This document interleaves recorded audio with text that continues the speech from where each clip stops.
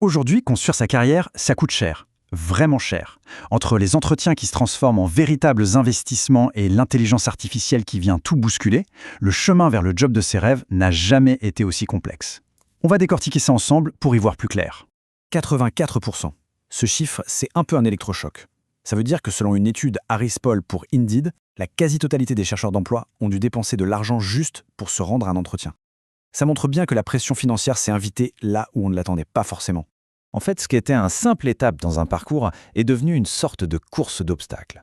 Une course d'obstacles pour le portefeuille, bien sûr, mais aussi pour les nerfs. La compétition est plus rude, les processus de recrutement s'allongent, et chaque petite chose, du CV imprimé jusqu'au café avec le recruteur, a maintenant un coût.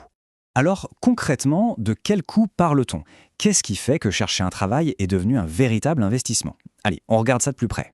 Bon, voilà la liste, et elle est assez parlante. Avec le grand retour des entretiens en face à face, la facture grimpe vite. Le carburant, le parking, la garde des enfants. Pris séparément, ça peut paraître gérable, mais mettez tout ça bout à bout, entretien après entretien, et ça devient un vrai poids. Surtout, évidemment, quand aucun salaire ne tombe à la fin du mois. Et attention, il n'y a pas que l'argent. Il y a aussi le temps et l'énergie. Les recrutements aujourd'hui, c'est souvent un marathon. On enchaîne les coups de fil, les tests, les projets à rendre pour lesquels on n'est pas payé, parfois même des journées complètes en entreprise. C'est une pression énorme qui vient s'ajouter au reste. Mais les coûts ne s'arrêtent pas là. Il y a un autre investissement, peut-être encore plus important, qui est devenu incontournable. C'est celui sur sa propre compétitivité.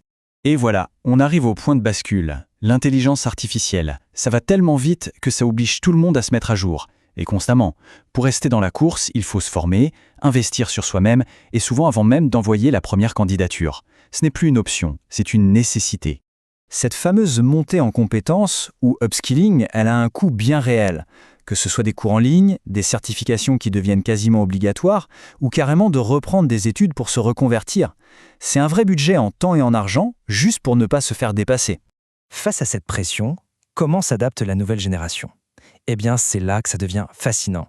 Ils ne voient pas l'IA seulement comme une compétence à acquérir, mais aussi comme un outil pour y arriver plus vite. Prenez le témoignage d'Alexis, 24 ans, étudiant à Madrid. C'est très révélateur. Pour lui, l'IA est devenue un réflexe, une sorte d'assistant personnel qui l'aide à comprendre ses cours. C'est une toute nouvelle façon d'apprendre. Et attention, ce n'est pas de la triche, c'est bien plus subtil. En gros, l'IA ne lui donne pas les réponses toutes faites. Elle lui explique les concepts, lui pose des questions pour vérifier qu'il a compris et le guide vers la solution. C'est comme avoir un tuteur particulier mais disponible 24 heures sur 24. Évidemment, cette tendance n'est pas sortie de nulle part. Les géants de la tech, comme Google ou OpenAI, ont bien compris le potentiel. Ils déploient des stratégies très ciblées pour s'implanter dans le monde de l'éducation, avec des offres gratuites, des abonnements pour les universités. L'objectif est simple, former les utilisateurs de demain. Et leur stratégie, elle fonctionne. Regardez ce chiffre. 85% des 18-24 ans utilisent l'IA générative au quotidien. C'est colossal. L'adoption est fulgurante. On parle vraiment d'une génération qui grandit avec ces outils comme si ça avait toujours été là. Mais cette adoption massive, ça soulève aussi des questions. Le chercheur Antonio Casilli, par exemple, met en garde. Selon lui, derrière l'aide aux études, il y a un double objectif. Créer une dépendance à ces outils et commencer à collecter des données très tôt. Et même si les entreprises assurent ne pas utiliser ces infos pour entraîner leur modèle, la question de la vie privée reste posée. Bon, alors, si on met toutes ces pièces du puzzle ensemble, ça donne quoi? D'un côté, des coûts de carrière qui explosent, et de l'autre, une technologie qui est à la fois une exigence et un outil. C'est un sacré nouvel équilibre à trouver. Ce tableau résume assez bien la nouvelle dynamique. Pour chaque défi de la recherche d'emploi moderne, il y a une nouvelle réalité façonnée par l'IA qui apparaît. Les processus sont longs, on utilise l'IA pour se préparer plus vite. La concurrence est féroce, maîtriser l'IA devient un avantage décisif. La pression financière est forte, ça pousse à faire de nouveaux compromis, comme accepter un trajet plus long ou même déménager. Voilà la conclusion à retenir. Aujourd'hui, choisir une carrière, ce n'est plus seulement une affaire de compétences. C'est un calcul beaucoup plus complexe, une décision stratégique qui prend en compte l'argent à investir, les technologies à maîtriser et une vision à long terme. Ce qui nous laisse avec cette grande question pour finir.